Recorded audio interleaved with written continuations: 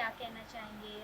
ये जो इनिशिएटिव लिया है इन्होंने, लेजेंडरी सब आर्टिस्ट है, कैसा लग रहा है, कैसा महसूस हो रहा है? देखिए, हम लोग इन सब लेजेंडरी कलाकारों की पूजा करते हैं, सिर्फ उनको फॉलो नहीं करते।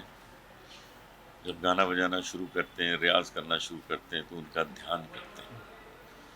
चाहे वो हरि प्रसाद चौरसिया जी हों या पंडित जसराज जी हों, भीमसेन जोशी जी हों, पंडित रविशंकर जी हों, ये सब हम लोगों के लिए देवता तुल्य हैं और उनकी ही आगे की पीढ़ी इतना अच्छा काम कर रही है।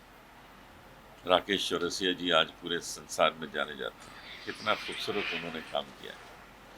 तो आज राकेश जी बजा रहे हैं बांसुरी, थोड़ी देर उनको सुनेंगे और उसके बाद राजेंद्र जी का गाएंगे।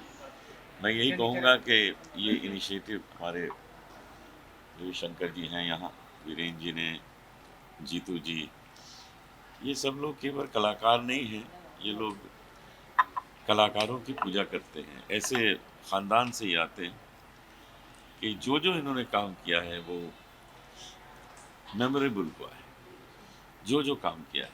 अब ये एक जो नया काम है, ये बहुत बड़ा काम है, क्योंकि इससे न जाने कितने कलाकारों को ये प्रस्तुत करेंगे और उसमें हम याद करेंगे उन बड़े कलाकारों को जिन्होंने हमारे देश को इतना सम्मान दिलाया है, घर घर में, पूरे संसार में, विश्व में।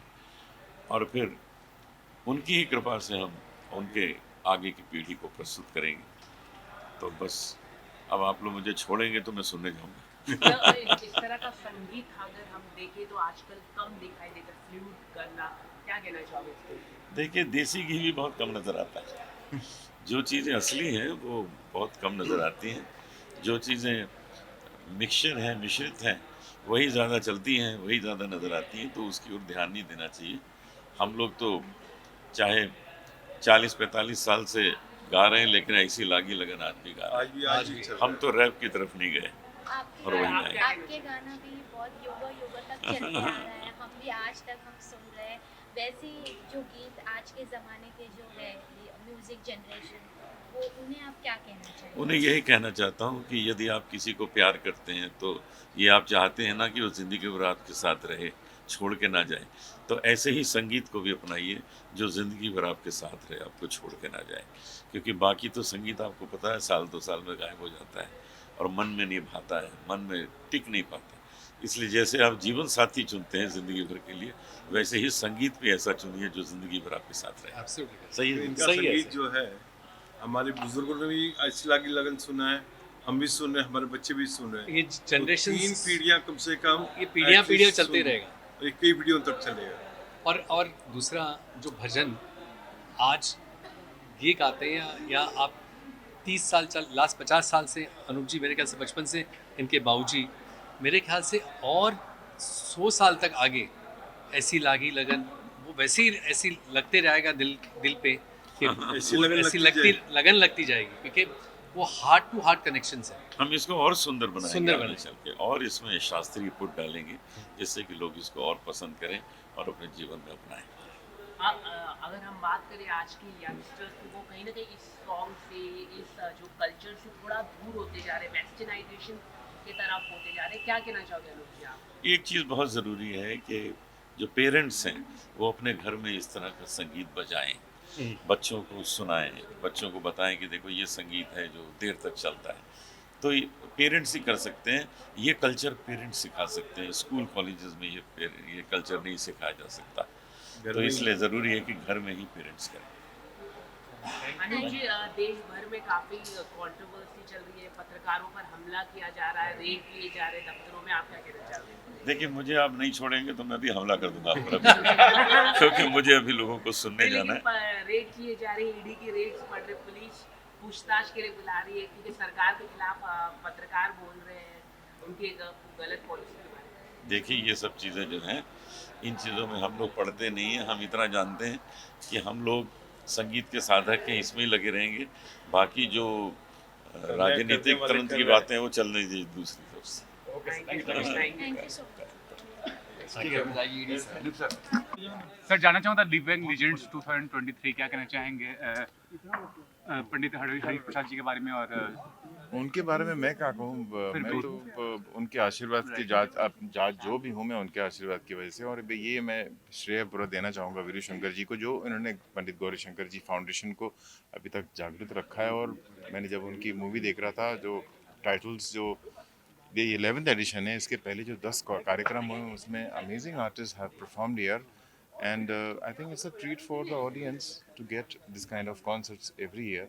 और इन्होंने उसको जीवित रखा है, ये बहुत बड़ी बात है इस फाउंडेशन को, और आगे ले जा रहे हैं और संगीत के माध्यम को आगे ले जा रहे हैं। इसके लिए मैं उनको बहुत बहुत शुक्रिया अदा करना चाहता हूँ। और आज हमें मौका मिला आज अपनी प्रस्तुति करने का, so thank you so much and I wish all the best for the Pandit Gauri Shankar foundation to go much ahead. Sir कुछ जानते हो गौरी शंकर फाउंडेशन के बारे में कि ये एक्चुअली ऐसे हमारे भाई लोगों की वजह से ये चल रही है, लगी से आगे चल रही है।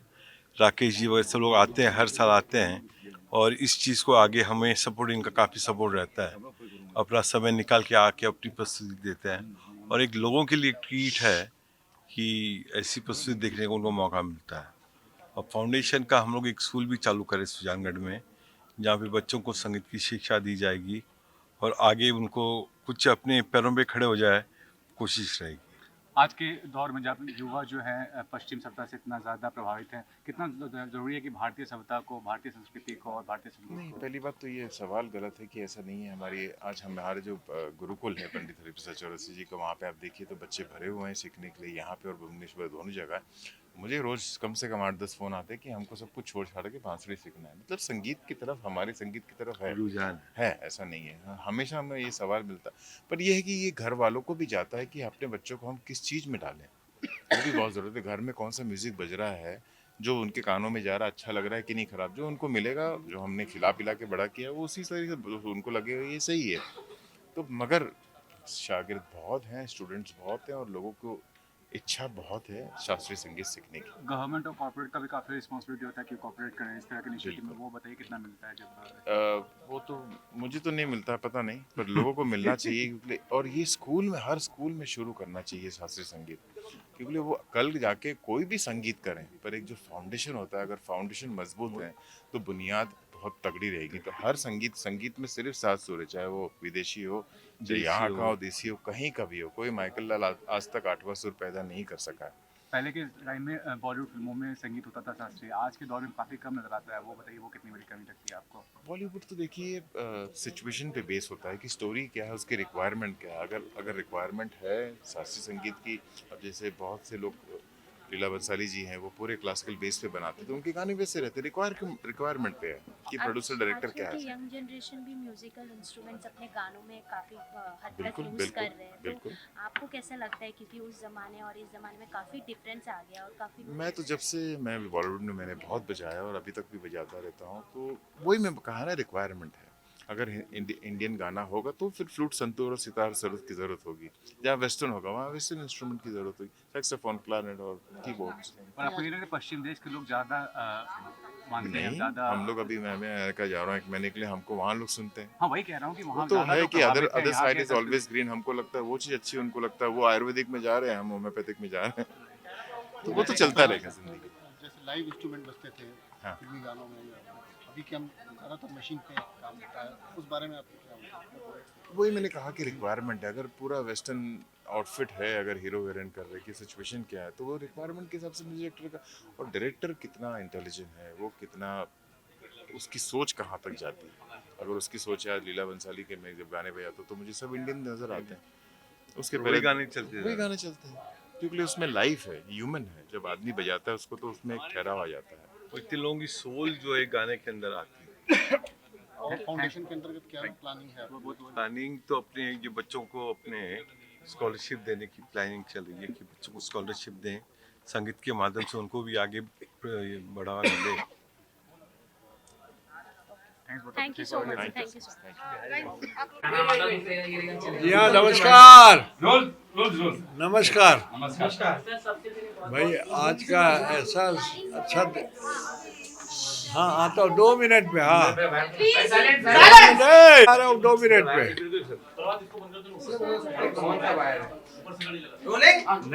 मेरा जन्म बम्बई में हुआ, लेकिन ऐसा क्राउड और ऐसा प्रोग्राम और इस तरीके के सफलता प्रोग्राम के मैंने कभी नहीं देखे। इतना अच्छा, मैं खुद बांसुरी वादक हूँ, इतना अच्छा बांसुरी वादक सुना आज तक मैंने नहीं सुना। बहुत ही अच्छा लगा मुझे। और इस तरीके के कार्यक्रम होने से हमारे जो यंगर जनरेशन है उनको बहुत ही क्या कहना चाहिए, संगीत की और किस तरीके से इस तरीके की कार्यक्रम को किस तरीके से जमाया जाए, किस तरीके से जो जोश आए लोगों को, जो बच्चे लोग भी आए, ये बहुत बड़ी बात होगी हमारे लिए भी, हमारे श्रोतागण के लिए भी, आप लोगों के लिए भी। पंडित जी, आप स्टेज पे जैसे परंपरा की बात कर रहे थे और बुजुर्गों का सम्मान जो है, क्या कहना चाहेंगे आप? मैं तो, एक बहुत बड़ी बात है कि हमारे कलाकार जो बेचारे पुराने कलाकार हैं उनको बुला के सम्मान देना, स्टेज पे बुलाना, लोगों से प्रणाम करवाना, कितनी बड़ी बात है। हमारे बच्चों को स्कूल में ये नहीं पढ़ाया जाता, लेकिन हम लोग अगर उनको ये ज्ञान दे तो बहुत अच्छी बात होगी कि कला भी, हमारी संगीत कला भी बहुत ही बड़ी क्या कहना चाहिए, धरोहर है हमारे भारत की। और सर यंगर जनरेशन के लिए आप क्या कहना चाहिए, जो इस कला में आना चाहते हैं उनके लिए आप क्या? मैं यही कहूँगा, आज का जो यंगर जनरेशन है उनको जब भी अवसर मिलता है अच्छे कार्यक्रम में आते हैं, बैठते हैं, समझे या नहीं समझे, लेकिन लोगों को कभी परेशान नहीं होने देते, चुपचाप बैठ के सुनते हैं और आनंद लेते हैं। आपके बेटे भी जो है आपकी विरासत को आगे बढ़ा रहे हैं, उनके बारे ये में? तो मेरी भगवान का आशीर्वाद है, आप लोगों का आशीर्वाद है कि ये परंपरा हमारे बच्चे भी चला रहे हैं, अच्छी बात है। थैंक यू, नमस्कार। भगवान आप लोग सबको बहुत अच्छा, इतनी रात को आप लोग अपने परिवार को छोड़ के आके ऐसे कार्यक्रम को कवर कर रहे हैं, बहुत बड़ी बात है।